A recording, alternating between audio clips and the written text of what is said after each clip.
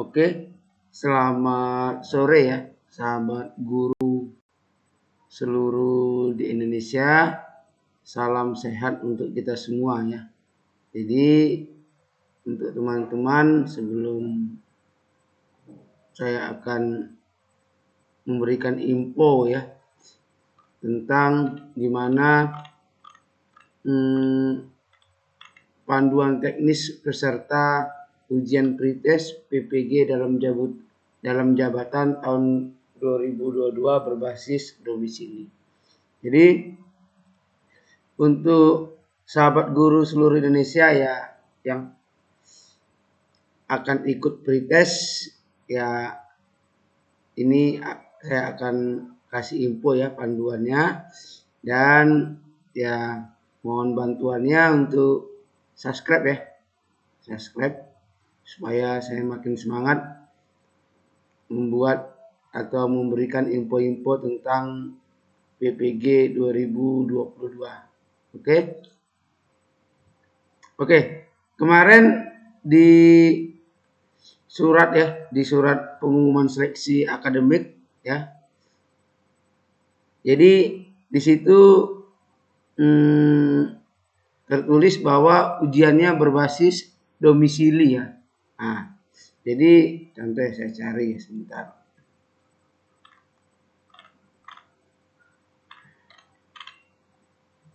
Jadi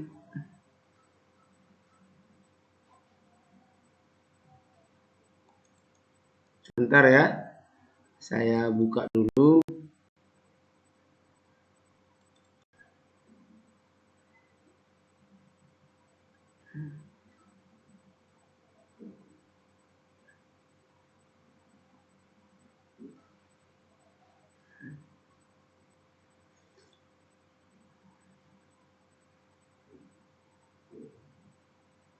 Ini.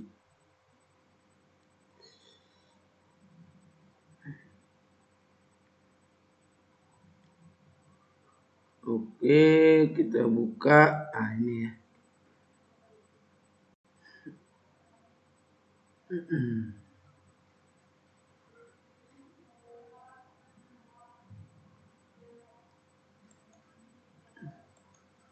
Oke teman-teman ya, di sini pengumuman hasil seleksi administrasi dan informasi seleksi akademik pendidikan profesi guru atau PPG dalam jabatan tahun 2022 tertanggal 7 Maret 2022. Kan di sini ada namanya pelaksanaan seleksi akademik ya. Nanti cetak kartu, koordinasi peserta dengan pengawas. Nanti kita ada pengawas ya, kemudian yang memberikan kita info. Dan juga sebelum pretest biasanya itu seperti kami UP ya, kita uji coba dulu. Instalasi mandiri oleh peserta, nanti ada aplikasi yang harus diinstal ya. Uji coba aplikasi. Nah, jadi yang kelima ini seleksi akademik, buka kurung daring domisili. Jadi daring domisili ini artinya ya, kalau kami kemarin gini juga pas UP PPG ya. Ya di tempat masing-masing gitu. Di tempat masing-masing gitu.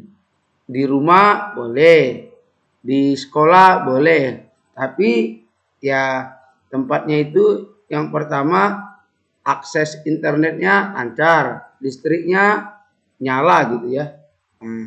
Kalau tiba-tiba listrik mati gimana gitu. Oke, saya lanjutkan ya. Ini ya, guru wajib tahu, ini dari info ya. Guru wajib tahu berikut panduan teknis peserta ujian pretest pendidikan profesi guru dalam jabatan tahun 2022 berbasis domisili. Jadi hasil pengumuman seleksi administrasi PPG dalam jabatan tahun 2022 tahap 1 sudah diumumkan. Para peserta yang lolos akan menghadapi tahap selanjutnya, yaitu ujian pretest ya, atau tes akademik PPG dalam jabatan tahun 2022.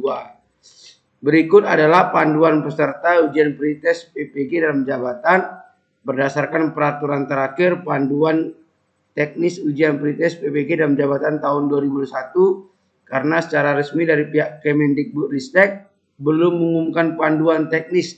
Sebenarnya panduan teknisnya belum diumumkan ya. Namun untuk panduan tahun 2022 ini dinilai tidak jauh berbeda, dilaksanakan secara daring dan berbasis domisili. Nah, kemudian ya kita bahas ya sekilas tentang PPG dalam jabatan tahun 2022.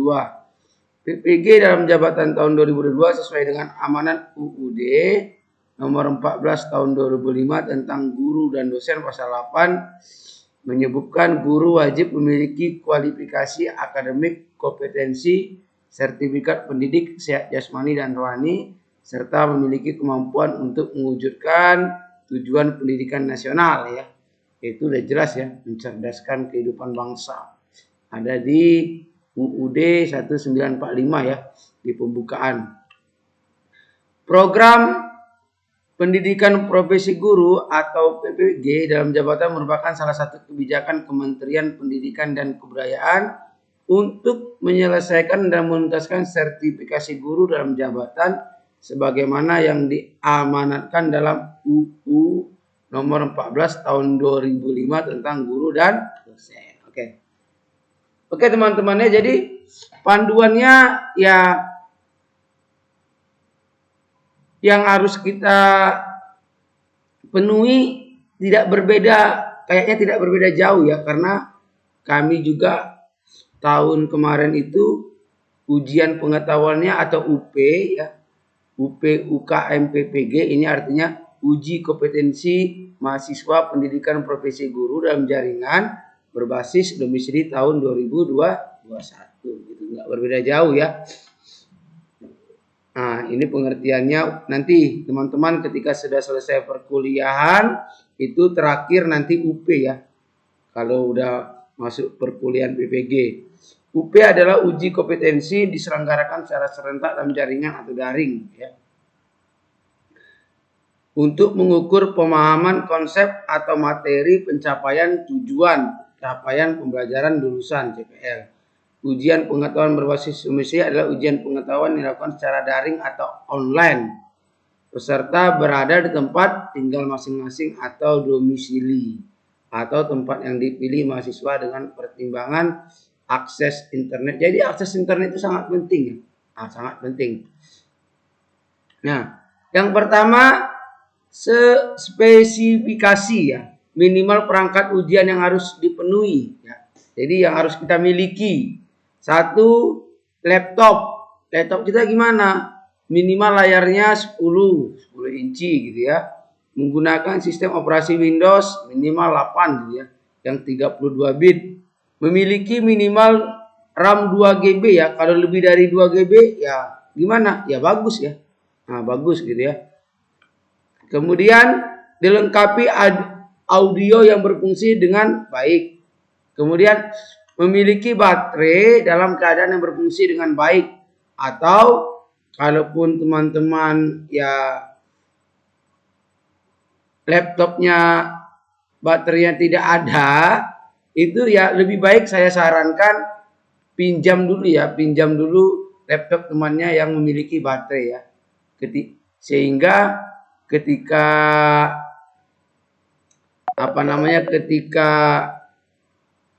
sebentar ya. Aduh. Kenapa Cian? Masih lama ya? Iya, aku buat video dulu. Ini aku buat video. Ya udahlah. Ntar lagi ya. Bye. Mau kemana?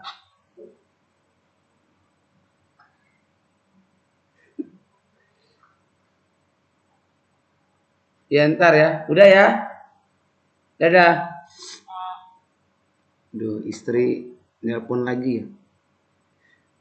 Oke, saya sambung ya. Yang kemudian memiliki baterai dalam keadaan berfungsi dengan baik. Artinya apa? Artinya sahabat guru seluruh Indonesia ya, kalaupun laptopnya tidak memiliki lagi baterai atau sudah bocor atau sudah rusak, ya lebih baik saya sarankan meminjam laptop temannya yang baterainya berfungsi dengan baik ya, sehingga malamnya itu sudah disiapkan untuk di-charger gitu ya. Sehingga ketika ujian, ketika mati lampu itu ya laptop kita masih bisa berfungsi gitu ya. Tapi mudah-mudahan tidak mati lampu. Kemudian handphone, nanti teman-teman memiliki handphone yang sudah terpasang aplikasi Zoom. Nanti di sini tugas pengawas ya, mengawasi lewat Zoom. Jadi teman-teman saya sarankan nanti ya sahabat guru memasang handphonenya di tripod ya, di tripod. Jadi ya yang belum ada tripod bisa minjam dulu atau beli ya. Paling saya kemarin beli tripod cuman 40.000 ya. Ya di 40.000 beli di online yang murah ya. Jadi nanti ada tripod ya. Untuk ya mengkamerakan kita ketika sedang ujian. Kemudian nama pada aplikasi Zoom itu harus sesuai dengan nama lengkap peserta ya, diganti namanya dulu, jangan nama yang tidak sesuai nama peserta. Kemudian biasanya itu dibuat nomor ya, misalkan nomor 1 Andi, nomor 2 misalkan Budi, nomor 3 misalkan Charlie, gitu ya. Saya dulu nomor 6 gitu. Kemudian koneksi internet stabil dan kuota internet minimal sebesar 10 GB. Artinya apa? Artinya adalah koneksi internet yang kita pakai itu ya, boleh pakai kabel LAN atau WiFi, itu ya lancar gitu ya, lancar. Jadi ya usahakan cari tempat yang memang sinyalnya bagus gitu. Kemudian apabila tidak memakai WiFi atau kabel LAN ya, itu teman-teman boleh juga memakai data tapi minimal 10 GB. Jadi kan teman-teman ya sebelum ujian diisi dulu paket datanya ya. Ya kalau bisa di atas 10 GB, jaga-jaga ketika internet yang kita pakai WiFi itu ya misalkan mati lampu gitu ya, atau ada kerusakan. Jadi jaga-jaga ya teman-teman ya. Kemudian peserta, ini kita ya. Sebelum mengikuti ujian, peserta menyiapkan laptop sesuai ketentuan seperti di atas. Peserta menyiapkan handphone yang sudah terpasang aplikasi Zoom sesuai dengan nama pada nama lengkap peserta. Peserta menyiapkan koneksi internet yang stabil minimal 10 GB datanya ya. Peserta menyiapkan ruangan yang tenang, nyaman dan pencahayaan yang cukup. Jadi ya usahakan di ruangan itu memang harus ada kita saja ya, atau diri sendiri ya. Nggak boleh orang lain. Jadi ketika mau ujian itu ruangan itu dikunci ya, supaya nggak ada orang masuk, nanti kita bisa kena tegur pengawas. Kemudian peserta menyediakan meja kursi dengan jarak kurang lebih dari 2 meter dari kamera Zoom di HP. Meja harus dibersihkan dari barang-barang selain laptop. Jadi hanya ada laptop, air minum ya, gelas atau air botol, ya botolnya itu transparan, jadi disobekkan dulu merek Aqua, merek botol air minumnya ya. Kemudian kalaupun teman-teman punya sakit, boleh di atas meja itu ada obat-obatan ya. Kertas kosong dan 1 buah alat tulis. Kertas kosong ini siapa tahu nanti kan teman-teman yang misalkan jurusan matematika, fisika itu kan ada hitung-hitungan ya. Dan 1 buah alat tulis ya, bisa pena. Laptop bersih dari kabel lain kecuali charger ya. Kecuali charger laptop dan juga bisa charger handphone tadi. Peserta memasang atau menginstal program atau aplikasi Save Exam Browser atau Save dan file konfigurasi Save. Ini teman-teman bisa download di internet ya. Gitu. Peserta mempersiapkan diri untuk mengikuti ujian sesuai jadwal yang telah ditentukan. Peserta bergabung dalam grup WA yang dibuat pengawas pada H-4, artinya sebelum 4 hari ujian sudah dibuatkan itu nanti ya. Saat pelaksanaan, peserta mengikuti dan mentaati instruksi arahan pengawas dalam proses verifikasi dan selama pelaksanaan ujian. Proses verifikasi data, ruang, dan pengawasan dilakukan dengan menggunakan aplikasi Zoom. Nanti ini artinya teman-teman, nanti kita satu-satu itu pas mau ujian, jadi kita hampir satu setengah jam sebelum ujian atau 2 jam nanti kita sudah masuk Zoom. Di situ nanti kita diarahkan oleh pengawas ya, diarahkan oleh pengawas kurang lebih 1 orang itu bisa 5 sampai 7 menit ya. Memeriksa semuanya ya, meja, laptop, di bawah meja itu tidak ada apa-apa, lacinya sudah terkunci gitu teman-teman ya. Peserta menyetujui fakta integritas yang disajikan sebelum memulai ujian. Jadi teman-teman nanti ada fakta integritas ya. Itu nanti dikirimkan ke pengawas biasanya. Peserta mengerjakan ujian secara mandiri dan tidak dibantu oleh orang atau alat lain. Ini sudah jelas ya. Kita kerjakan secara mandiri ya. Makanya fokus. Selama mengerjakan ujian, peserta menghadap ke layar monitor dengan menampakkan 100% wajah pada laptop. Ini sudah jelas. Selama waktu pelaksanaan ujian, peserta harus selalu berada di tempat duduk yang terpantau oleh kamera Zoom HP. Peserta mengikuti tata tertib yang ditetapkan oleh panitia selama proses ujian. Jadi ya tata tertib oleh pengawas itu kita sebagai peserta harus mentaati ya. Jadi teman-teman nanti sebelum ujian lebih kurang 3 jam.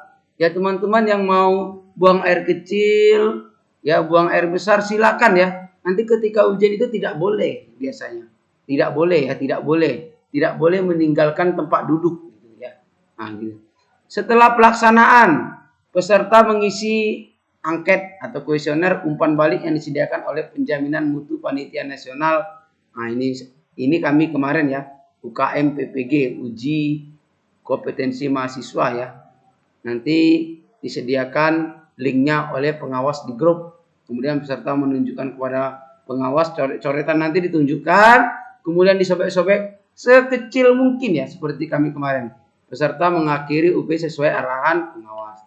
Tata tertibnya mungkin hampir sama ya dengan UP kami kemarin. Tata tertibnya peserta harus sudah memasang program aplikasi Safe Exam, browser, dan file konfigurasi SEB ke dalam laptop. Peserta yang belum memasang aplikasi, ujian akan dibatalkan. Peserta harus masuk ke ruang Zoom paling lambat 30 menit sebelum ujian. Peserta harus mengikuti ujian sesuai jadwal dan waktu yang sudah ditentukan. Peserta harus berpakaian sopan dan rapi. Peserta mengerjakan ujian dalam ruangan yang tenang, nyaman, dan percayaan cukup tanpa ada orang lain. Usahakan nanti di ruangan itu dikunci teman-teman ya. Jarak peserta kurang lebih dari 2 meter dari kamera Zoom. Jadi nanti diatur sendiri ya. Nanti sama pengawas diatur. Posisi HP berada di samping, depan, kanan, atau kiri. Meja harus dibersihkan dari barang-barang selain laptop, botol atau gelas air minum boleh botol ya. Tapi yang transparan, obat-obatan ya. Kemudian peserta harus mengikuti dan mentaati pengawas dalam proses verifikasi selama pelaksanaan ujian. Apabila pada pelaksanaan ujian tampilan peserta di aplikasi Zoom tidak sesuai petunjuk, maka aplikasi Zoom peserta mengalami masalah sehingga video tidak tampil di aplikasi pengawas, proses ujian dari peserta tersebut akan dihentikan untuk sementara waktu. Jadi teman-teman, ini artinya apabila tiba-tiba ada kendala ya, kendala akses internet dan kita terputus dari Zoom, itu nanti bisa dicek ya pengawasnya. Bisa dicek pengawasnya apa alasannya, dan kemudian bisa kembali lagi ke Zoom-nya gitu ya. Peserta harus mengerjakan ujian secara mandiri, tadi sudah ya, tidak dibantu orang lain. Selama mengerjakan ujian, peserta menghadap ke layar monitor. Apa yang digunakan Zoom disetting dalam posisi hening. Jadi dalam posisi hening ya, cuman kameranya hidup gitu ya. Cuman kalau mau bertanya ya suaranya dihidupkan gitu ya. Peserta dilarang mendokumentasikan dan menyebarkan soal UP. Jadi memang ya kita nggak ada boleh ya, misalkan memfoto, screenshot nggak boleh kan, dilihat pengawas ya. Peserta dilarang melakukan kegiatan lain yang tidak berhubungan dengan pelaksanaan UP berbasis domisili selama pelaksanaan UP. Peserta dilarang meninggalkan tempat duduk yang terpantau oleh kamera HP. Jadi nanti semuanya serentak ya, serentak selama 3 jam. Jadi walaupun sudah selesai, teman-teman tidak boleh meninggalkan tempat ujian. Peserta dilarang pergi ke toilet. Ini yang saya katakan tadi. Peserta dilarang pergi ke toilet selama ujian berlangsung. Makanya silakan lakukan sebelum atau nanti setelah ujian, ditahan dulu ya. Peserta dilarang makan atau merokok pada saat mengerjakan ujian, kecuali untuk yang sakit ya. Yang sakit mah ini biasanya. Kemarin ada teman saya yang sakit mah, jadi ada obat gitu ya. Peserta diperbolehkan minum air putih botol transparan. Ini boleh ya, tapi jangan terlalu banyak minum teman, nanti minta buang air kecil ya. Saya kemarin gitu ya, jadi saya tahan aja. Panitia pengawas berhak menghentikan pelaksanaan ujian yang sedang berjalan untuk peserta secara individu jika ada peserta yang melakukan tindakan kecurangan. Jadi jangan sesekali melakukan kecurangan ya. Untuk sahabat guru pasti tidak ya. Apalagi kita kan namanya guru ya, pasti tidak curang. Pelanggaran dan sanksi. Jenis pelanggaran ada ringan, peserta lupa mematikan suara HP, ini nanti diingatkan. Peserta berpakaian tidak sopan. Jadi teman-teman nanti pakaiannya biasa itu, kalau yang biasanya kami kemarin celananya hitam, bajunya putih ya. Gitu ya. Sanksinya peserta diperingatkan oleh pengawas. Ada yang sedang, peserta terlambat masuk ke ruang Zoom, peserta tidak memasang program aplikasi, peserta meninggalkan ruang ujian sebelum waktu selesai. Sanksinya peserta dibatalkan pada sesi tersebut dan akan dijadwal ulang. Jadi berat sanksi berat peserta menyimpan atau menyebarkan luaskan sebagian atau seluruh soal UP. Peserta dinyatakan tidak lulus. Ini sanksi yang berat dan tidak boleh lagi mengikuti UP dalam 2 tahap berikutnya. Jadi ya misalkan kita ketahuan ya kita tidak lulus ya. Kita tidak lulus dan tidak boleh ikut UP ya, sia-sia. Jadi makanya nggak usah sekali memfoto ya. Sangat berat, peserta dibantu oleh pihak dalam mengerjakan soal dan peserta memasukkan data. Ini sangat berat. Sanksinya peserta dinyatakan tidak lulus dan didiskualifikasi sebagai peserta UP, UKM, PPG. Ada aturan tambahan ya, ketentuan tambahan jika terjadi darurat pada suatu daerah, gempa, badai, longsor, tapi mudah-mudahan ini terjadi yang mengganggu pelaksanaan UP, maka pelaksanaan UP akan ditunda dan jadwal akan diatur lebih lanjut. Jika terjadi gangguan pada server ujian, panitia akan menginfokan keadaan tersebut kepada peserta ujian selama 60 menit. Jika dalam 60 menit masalah tidak dapat diatasi, maka pelaksanaan ujian akan ditunda pada proses selanjutnya dan diinfokan melalui pengumuman lewat media. Jika terjadi putus koneksi pada laptop atau HP peserta pada saat ujian berlangsung, peserta diberi kesempatan mengatasi masalah tersebut dalam waktu maksimal 5 menit. Selebihnya peserta tidak diperbolehkan melanjutkan ujian. Jadi teman-teman, intinya adalah teman-teman ya, yang pertama itu siapkan laptop sesuai spesifikasinya, kemudian handphone, kemudian yang paling sangat penting sekali akses internet ini ya, yang ketiga ini. Ini sangat penting sekali ya. Ini sangat penting sekali ketika kita sedang ujian gitu. Jadi itu sangat pengaruhnya besar ya. Kadang ada teman-teman itu tidak internetnya tidak lancar, itu yang menyebabkan terkadang ya soal itu masih banyak yang belum dikerjakan ya. Kalau banyak yang belum dikerjakan berarti kan ya kita kan nilainya nanti ya kecil gitu ya. Oke teman-teman ya, itu saja untuk sahabat guru. Tetap semangat dan semoga semua mendapatkan nilai terbaik dalam pretest PPG. Salam guru seluruh Indonesia. Oke, selamat. sore ya.